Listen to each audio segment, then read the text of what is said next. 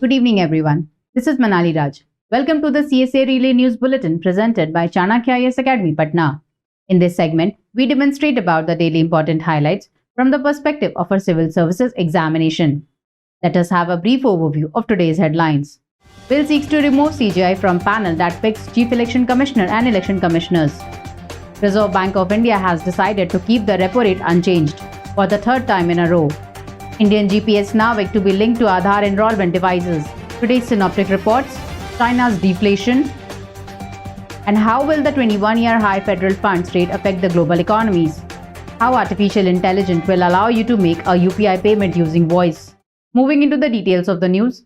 In a controversial move, the Union government introduced a bill to remove the Chief Justice of India from a panel to select the Chief Election Commissioner and the Election Commissioners. Instead of the CGI, the three-member panel would now have a Union Cabinet Minister besides the Leader of Opposition in the Lok Sabha and the Prime Minister who would head it.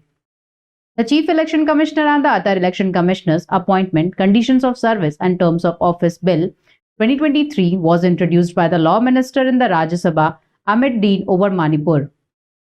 The opposition was quick to point out that this will put a question mark on the neutrality of the Election Commission, as the selection panel would effectively have two members of the ruling party, the Prime Minister and the Cabinet Minister.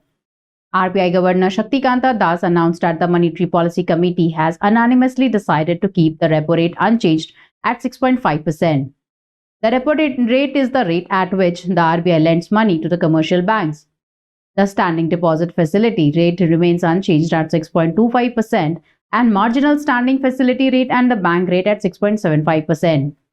RBI has revised the CPI inflation target to 5.4% for the current financial year. The RBI governor projected the real GDP growth for the financial year 23-24 to be 6.5%. RBI will come out with a framework that will allow borrowers to switch from floating interest rates to fixed interest rates. This move will provide relief to home, auto, and other loan borrowers. The navigation with Indian constellation or the Navik, the 7th satellite system that makes up India's version of the American GPS, will soon be integrated into Aadhaar enrollment devices across the country. The Department of Space told the Parliamentary Committee of Science and Technology. The department has facilitated successful conduct of field trials and is providing technical expertise in finalization of procurement specification of the devices. Currently, the Aadhaar enrollment kits that are used to collect and verify personal details are linked to the GPS. Synoptic reports. Consumer prices in China have experienced a decline, with the consumer price index dropping by 0.3% in July from the previous year. Deflation is generally understood as a fall in the prices of goods and services in an economy. China's experience of deflation contradicts the global trend, as its central bank has maintained low interest rate to boost demand. It could be indicative of deeper underlying issues beyond liquidity shortage.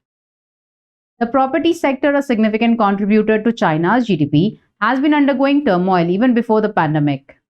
The Federal Open Market Committee recently increased the targeted federal fund rates to 5.25 to 5.5%, reaching a 21-year high. The rate hikes aims to reduce inflation to 2%, and despite the increased employment numbers have been positive in the USA. The federal funds rate is the rate at which banks lend and borrow excess reserve in the overnight market. In a move to make the UPI more user-friendly, the Reserve Bank of India has proposed incorporating artificial intelligence-powered conversational features to enable digital payment through voice commands.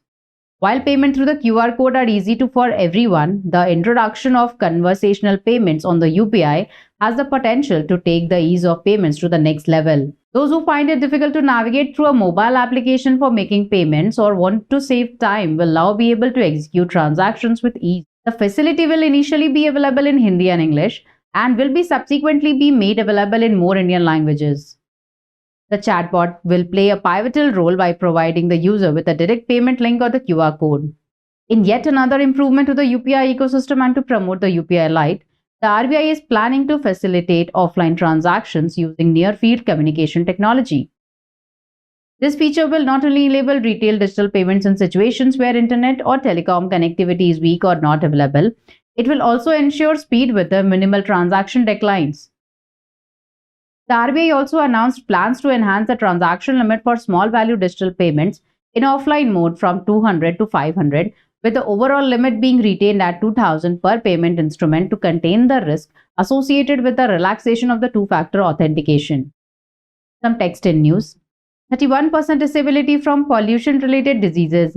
A study published in the Journal of American Heart Association analyzed particulate matter pollution as a risk factor for premature death and years of disability using data from 204 countries collected between 1990 to 2019.